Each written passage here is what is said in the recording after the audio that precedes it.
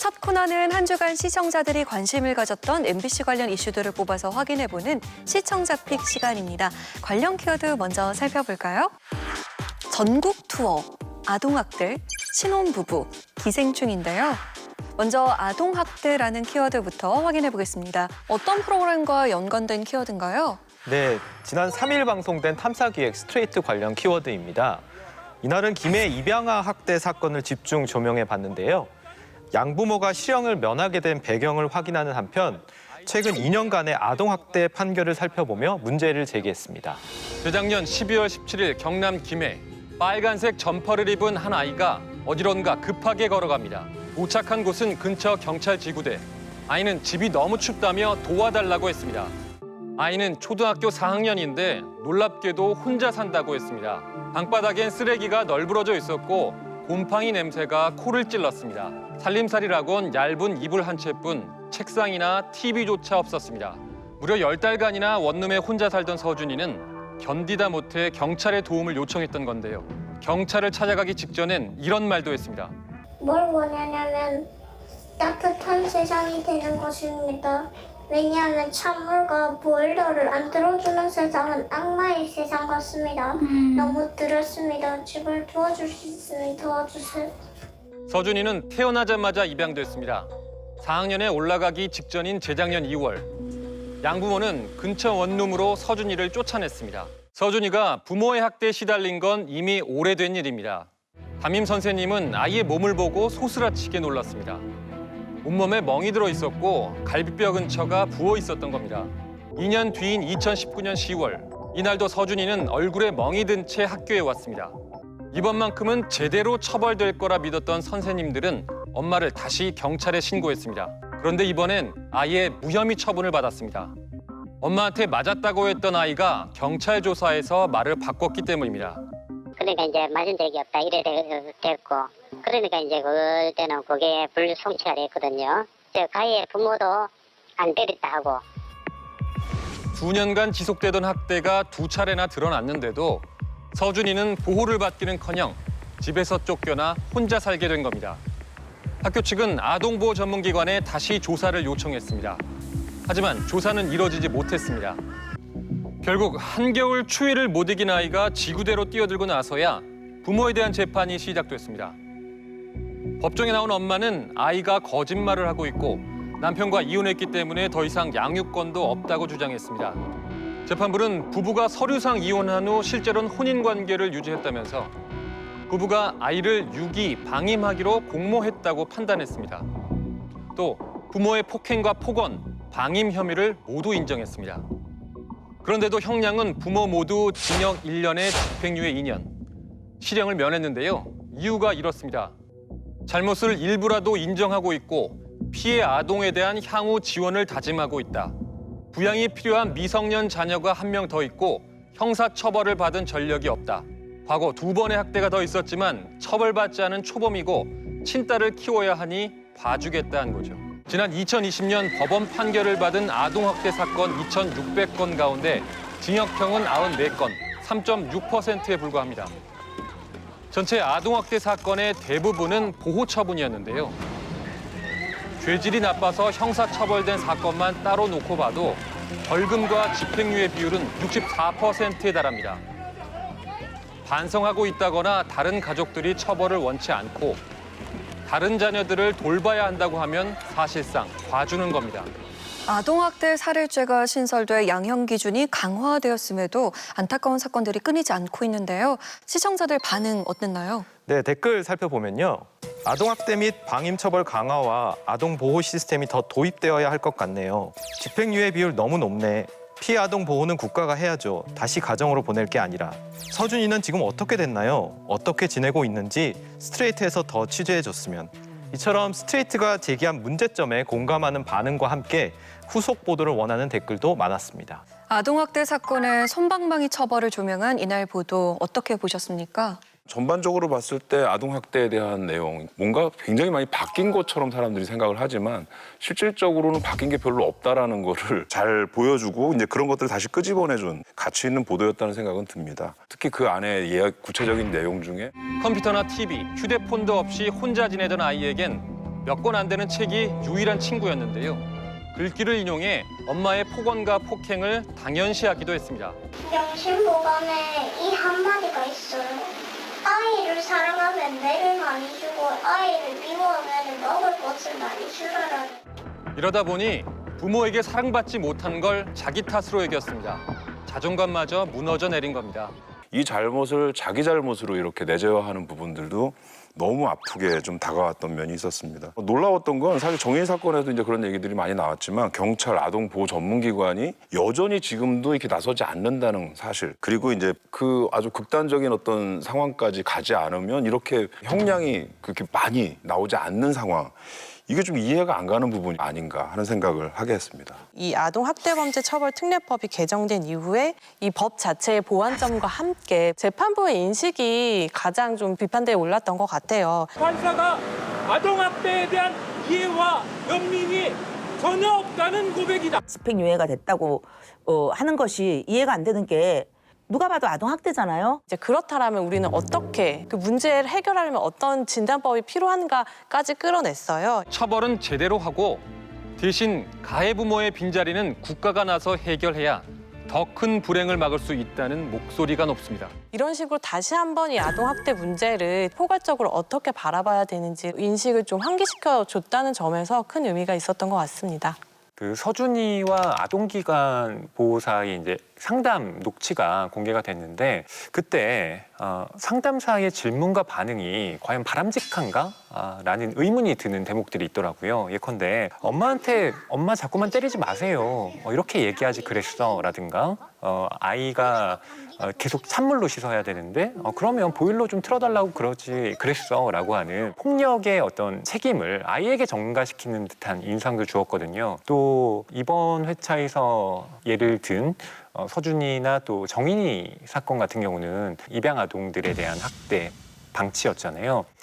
그렇다고 할 때 입양 자체만을 굉장히 권할 게 아니라 그 입양 이후의 관리가 어떻게 되어가고 있는지 스트레이트가 그 부분까지 좀 더 명확하게 짚어줬다면 여러 가지로 의미거리를 더 던져주지 않았을까라는 생각이 듭니다. 아동학대 문제에 대한 시각과 논의를 확장해야 한다는 메시지를 전한 보도였습니다. 김해의 입양아 학대 사건의 판결에 대한 후폭풍이 거센 상황인데요. 계속해서 스트레이트만의 시선으로 문제를 조명해 주기를 바라봅니다. 다음 키워드 보겠습니다. 전국 투어인데요. 정덕현 위원이 준비하셨죠? 지난 2일 방송된 전지적 참견 시점 관련된 키워드입니다. 이날은 송가인 씨의 전국 투어 콘서트 현장이 공개됐는데요. 팬들과 소통하면서 역대급 라이브를 선보이는가 하면 공연 중간 매니저의 깜짝 무대가 펼쳐지며 즐거움을 선사했습니다. 우와. 우리 어게인 분들.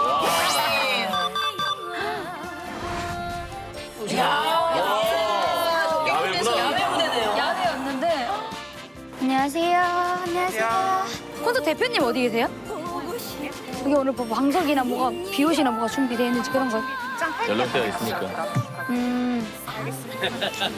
저희 무대 칠갑사는 큐시트 보시면은 아니 그 재종아 칠갑사는 무대를 저걸 가는지 그런 거를. 근데 그거는 상황을 좀 봐야 돼. 비가 오거나 그러면 안 되고 그 상황을 보자고. 아 비 와도 해 그냥. 자, 비 와도 합니다. 왜 여기서 부르는 거예요? 객석 멀잖아요. 그래서 저는 조금이라도 팬분들 가까이서 들려드리고 싶어서.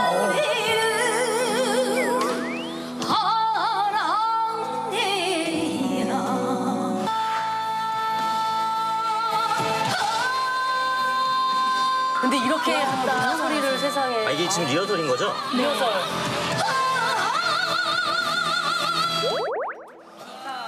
그냥 앞에서 할게요. 비 맞고 해야지 뭐 어떻게. 관객들도 다 남았는데. 비나이다 비나이다 천지신명님 비 좀 안 오게 해주소서. 우리 관객들 비 안 맞게 해주소서. 지금 1시간 전입니다. 우와. 아우 이쁘다. 다 같이 화이팅 한번 하자, 우리. 자. 화이팅 야. 화이팅. 껴. 위로 아래로. 위로. 자 하나 둘 셋. 화이팅! 떨려.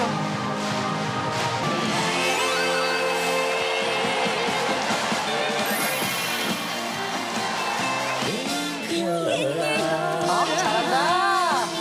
운명 같은 사랑이여라.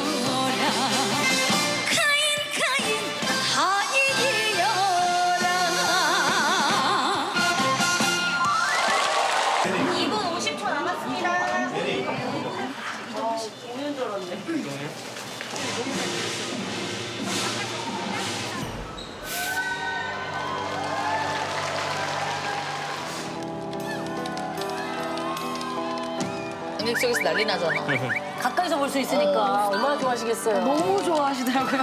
산새 소리만 어린 가슴 속을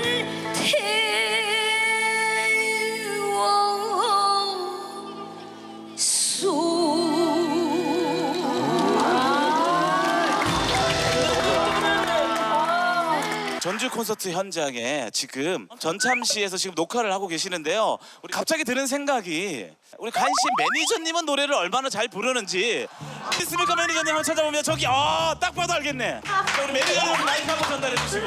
네. 자, 우리 수많은 관객 여러분들께 인사 한번 부탁드립니다. 송가인이어라의 매니저 윤재중이어라. 어느 때보다도 여러분 뜨거운 박수와 함께하는 마음이 필요합니다. 우동잎 떨어진 달 밝은 밤에 너하고 나 비밤이 가지 못하게 어머님이 찾으시네, 어머님이.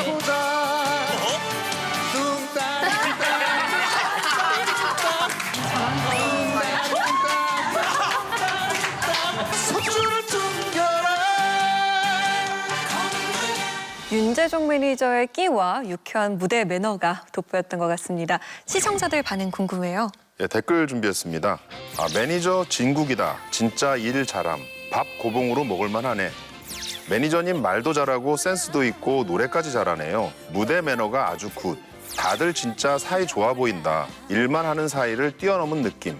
송가인 씨와 스태프들의 가족 같은 관계가 훈훈하게 느껴졌다는 반응이 많았습니다. 이날 방송은 동시간대 시청률 1위를 기록하면서 화제를 모았는데요.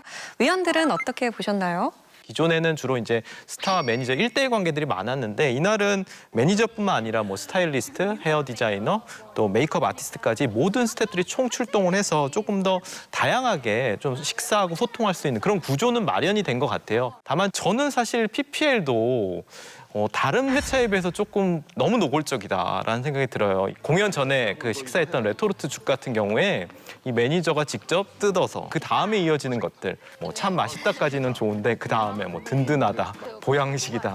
마치 이거는 누가 봐도 광고를 하고 있다는 느낌을 받거든요. 개인적으로 보면서 좀 아쉽기도 했습니다.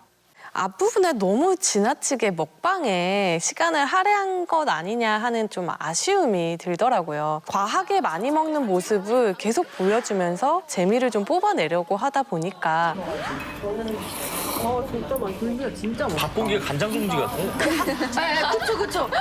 그래서 제가 저희 집에서 밥 먹을 때는 마지막 그릇을 내가 줘요. 밥을 너무 잘 큰데 나 그냥 이렇게 좀 얹혀서 줘요, 많이.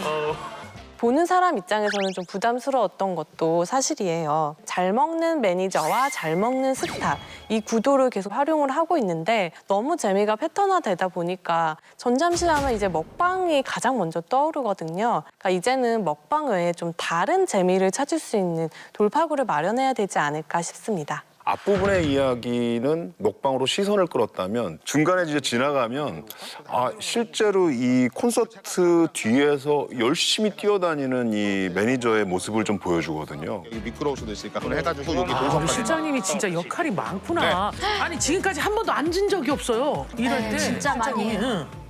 역시를 잘하는 매니저다라는 생각을 하게 했고요. 결국 전참시가 나갈 방향이라는 게 결국은 매니저를 좀 부각시켜야 되는 면이 있는데 역시 매니저가 돋보이는 건 관리해주는 스타를 돋보이기 위해서 열심히 뛰는 모습이 아닐까 이런 것들을 잘 보여준 방송이 아니었나 싶습니다. 다음 키워드는 기생충입니다. 어느 프로그램과 연관된 키워드인가요? 6월 30일 방송된 글로벌 도네이션 쇼 W 관련 키워드입니다. 이날인 탄자니아의 기생충 마을로 불리는 코메섬을 방문했는데요. 아프지만 병원에 갈 수 없는 아이들의 사연을 전하면서 관심과 후원을 독려했습니다. 기생충 마을은요, 코메섬에 주혈 흡충병이 창궐해가지고 붙은 말이에요. 오염된 호수물에 사는 기생충이 피부를 뚫고 와서 혈관에서 기생을 하다가 장기까지 감염을 시켜서 결국 목숨을 앗아갈 수 있는 아주 무서운 병이라고 합니다. Mambo, naitwa Judy na miaka 10.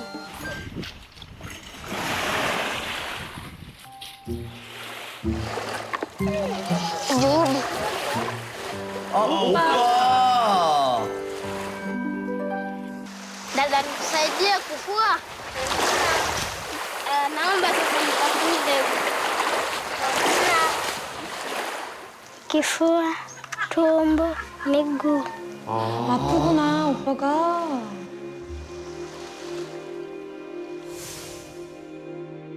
그러네. 자세히 보니까 그러네요. 변형이 일어나고 있네요. 어머나. 그 물. 네. 그 호수의 물.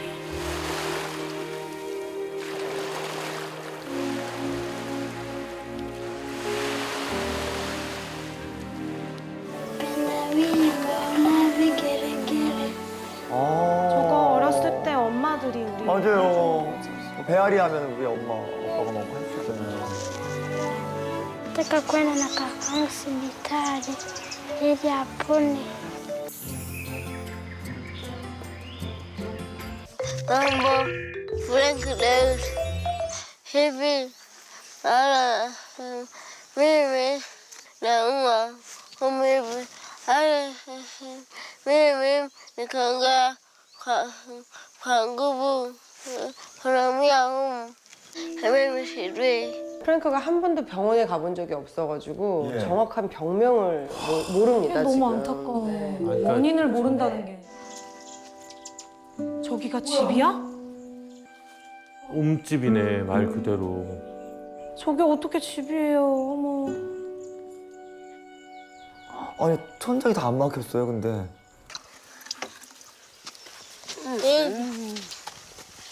할머니를 또 돌보고 있구나. Mwanangu, shida hizi zitatoka kama kweli. Baba.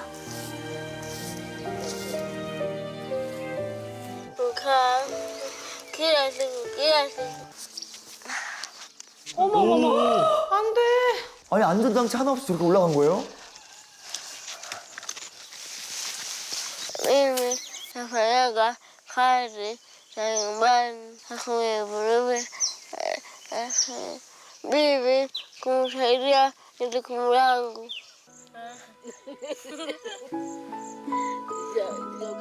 Nataka nimtengee bibi.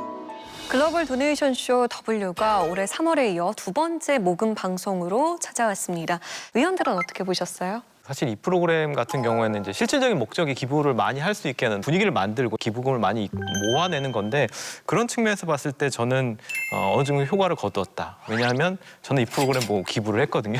그래서 보면서 일단 기부 효과는 충분히 있는 프로그램이라는 생각이 드는데 안 하던 기부를 이 프로그램 보면서 하게 됐는지 생각해 보면 일단 사연자 선정에 있어서 굉장히 좀 시급하고 좀 상황이 지금 긴박한 사람들을 잘 선정하는 것 같아요. 그래서 이날 보면은 주디스 오빠로 나온 실베스터라든지 프랭크 같은 경우에는 지금 당장 의료적인 치료가 굉장히 시급해 보였거든요. 그래서 피기부자를 선정하는 그런 제작진의 그런 노력이 좀 많이 느껴졌던 것 같고요. 다만 이제 보면서 또 한편으로는 이 아이들 같은 경우에 과연 기부를 한다고 했을 때 과연 적절한 치료를 받을 수 있을까라는 좀 걱정도 들더라고요. 방문한 곳이 기생충 마을로 불리는 곳이잖아요. 그 정도로 환경 자체가 굉장히 열악하거든요. 실제로 그 해당 지역에 있어서 의료기관이나 의료의 어떤 수준 같은 것들이 과연 아이들이 충분히 그 병을 이겨낼 수 있는 정도인지에 대한 그런 정보가 조금 담기면 어땠을까라는 생각이 듭니다. 이날 소개된 사연들이 굉장히 어린 아이인데 그 아이가 뭐 어르신을 챙기거나 또 아이들 챙기는 그런 약간 가장 같은 역할을 하면서 어려운 환경에서 지내는 모습이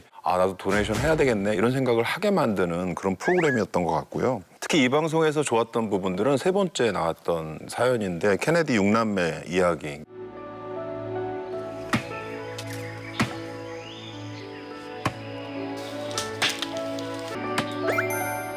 케네디 맞아. Da sun ga madadda na sun gabace dimbina yako.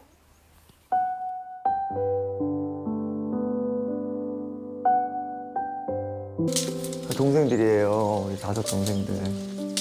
Bitu dezi, fi dezi. Tu de kalen san. Yes. Which already? 나도. 1년 후에 어떤 식으로 변화를 일으켰는가 하는 부분들을 좀 보여줬습니다. 안녕하세요.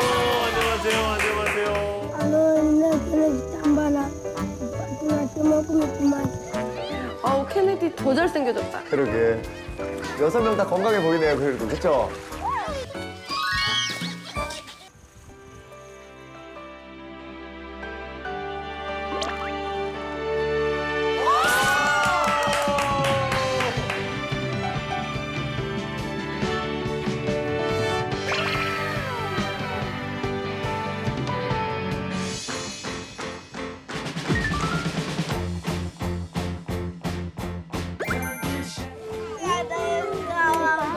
집도 있고 그다음에 먹을 것도 좀 가득 차 있는 것들이 그 환경들을 좀 보여줬는데 뭔가 변화를 보여줬다는 측면에서 저는 이게 굉장히 뭉클하면서도 이 방송이 갖고 있는 그 어떤 의미와 가치를 잘 담은 부분 아니었나 하는 생각이 들었습니다.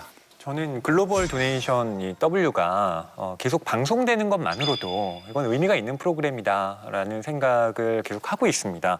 케네디 6남매의 경우에 1년 전의 모습은 정말 나무에 붙은 진흙을 먹을 정도로 먹을 것이 없어서 굉장히 힘들어했던 상황을 보여주다가 이제 W의 후원으로 어떻게 이들의 삶이 극적으로 변화했는지를 보여주면서 기부를 독려한 부분도 W의 의미가 충분히 있다고 보는데요. 다만 한 가지 이제 좀 궁금했던 것은 이 후원이 어떤 식으로 운용되는지, 이들의 식탁에 빵이나 뭐 과일이 많이 있는데 이게 앞으로도 계속 공급되는 건지 시청자 입장에서는 알 길이 없거든요. 그렇기 때문에 방송 끝난 후에도 저는 계속 열려 있습니다라고 이 기부에 대한 독려를 하는 것도 좋지만 우리가 낸 이 기부금이 어떤 식으로 운영되고 있는지 패널들이 언급을 해주는 것만으로도 시청자 입장에서는 훨씬 더 이성적인 기부를 할 수 있다고 생각하거든요. W도 그에 대한 좀 고민을 가지고 좀 더 시청자들의 만족감을 줄 수 있는 프로그램으로 거듭났으면 좋겠습니다. 도움이 필요한 곳에 관심과 사랑을 전하는 글로벌 도네이션 쇼 W가 계속해서 의미 있는 변화를 만들어내주길 바랍니다. 다음 키워드는 신혼부부입니다. 이번 키워드 새신랑이 된 우리 허희 의원이 준비하셨죠? 네, 지난 3일 방송된 뉴스데스크 그때 그 뉴스 코너 관련 키워드입니다. 그때 그 뉴스는 놓치기 아까운 이 과거의 뉴스를 살펴보는 코너인데요. 이날은 1980년대 신혼부부 사이에서 큰 인기를 끌었던 이 신혼열차 단체 관광 풍경을 전하면서 눈길을 모았습니다. 해외여행이 자유롭지 못했던 1980년대에는요. 철도청이 운영하는 신혼열차 단체 관광이 큰 인기였다고 합니다. 함께 타보실까요? 보세요! 응원해주세요!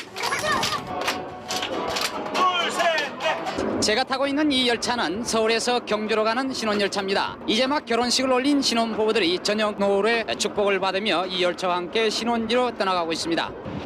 작년부터 운행하기 시작한 신혼특급 열차는 많은 신혼부부들에게 큰 인기를 끌고 있습니다. 샴페인 맛이 어떻습니까? 이렇게 맛있는 줄은 몰랐어요. 왜요?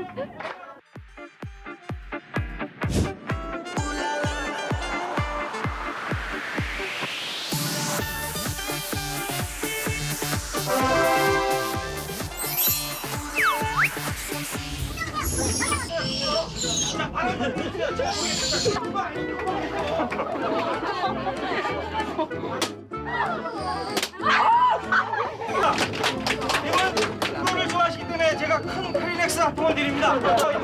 이거를 내가 죽을 때까지 잊지 말아라. 난다 사랑해. 볼비비기. 뽀뽀하기. 용기 있는 사람만 뽀뽀하기. 용기 있는 사람만 뽀뽀해야 돼. 가위바위보. 가위바위보. 열차를 타고 현재 3시간을 달려왔습니다.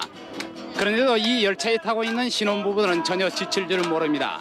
왜냐하면 지금 보시는 것처럼 음악이 있고 또 이들의 사랑이 있고 그리고 달리고 있는 열차가 있기 때문입니다. 오케이. 신혼특급 열차는 많은 신혼부부들에게 큰 인기를 끌고 있습니다. 기차 여행을 하면서 함께하는 인생의 행로를 설계할 수 있기 때문입니다. 서울에서 경주까지 약 4시간 걸리는 이 열차를 신혼부부들은 낭만의 열차라고 얘기하고 있습니다. 신혼열차라는 아주 생소한 과거 문화를 볼 수 있어서 흥미로웠는데요. 시청자들 반응은 어땠는지 궁금해요. 네, 댓글 확인해 보면요. 저 때가 그립구나. 낭만이 있던 시절.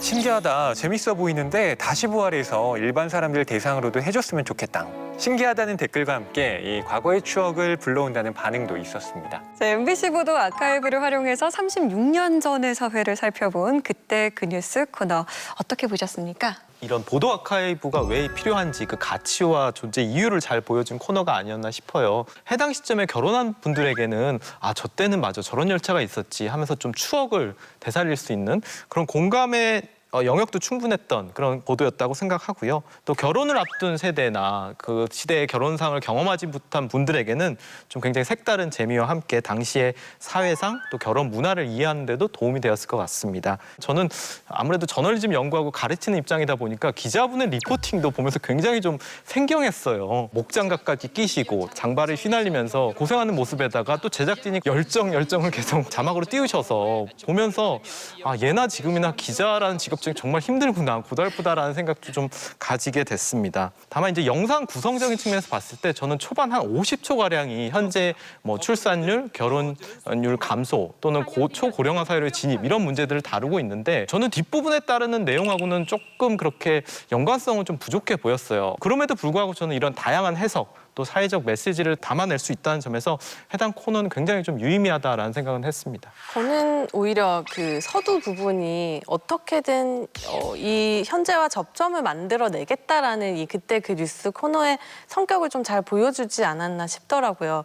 그 결혼과 출생이 급감하는 현재에 결혼과 출생이 막 폭증하던 그 36년 전의 모습을 다시 불러온다는 것 자체만으로 환기의 의미도 있고 워낙 코너 시간이 짧다 보니까 그 의미를 다 살리지는 못했지만 그래도 이 코너가 단순히 과거 뉴스를 끌어와서 추억을 파는 게 아니라 어떻게든 현재의 얘기를 하겠다라는 의지로 느껴지더라고요. 무엇보다도 방대한 보도 자료들을 이용을 해서 현재 사회를 비출 수 있는 새로운 뉴스, 깊이 있는 뉴스를 더할 수 있다면 이 코너의 가치가 충분하지 않을까 생각됩니다. 최근에 결혼을 한 입장에서 다른 시대에 특히 저희 부모님 시대에 신혼여행 어떻게 가셨을까? 경주로 가셨구나. 그리고 이렇게 단체로 그 안에서 레크레이션을 즐기며 어머니들은 다 한복을 입고 아버지들은 정장을 입는 이 특이한 복생은 무엇일까? 계속 궁금해하고 또 신기하면서 이 영상을 시청했거든요. 그러니까 보통 1980년대라고 하면 정치적으로는 격동의 시대, 뭐 혁명의 시대 뭐 이렇게 불리는 경우가 많은데 실제 생활 문화사에서는 이러한 면들이 존재했구나라고 하는 걸 시청자들에게 알려주는 것 자체가 그때 그 뉴스가 가진 좋은 의미라고 생각을 합니다. 저는 코로나19가 종식되면 코레일에서 이걸 좀 이벤트로 도입을 해서 한번 사람들을 모집해보면 어떨까라는 생각도 들어요. 많은 사람들이 여기에 대한 또 공동체의 의식 같은 것도 나름대로 느껴볼 수 있을 것 같기도 하고요. 이 이벤트를 다시 한번 부활시켰으면 좋겠다 하는 그 댓글도 저한테는 인상이 남더라고요. 과거 시대상을 전할 뿐만 아니라 보도의 깊이를 더한 확장이 가능한 의미 있는 코너라는 의견 나눠주셨는데요. 앞으로도 그때 그 뉴스 코너에서 재미있고 색다른 과거 뉴스들 많이 만나볼 수 있기를 바라봅니다.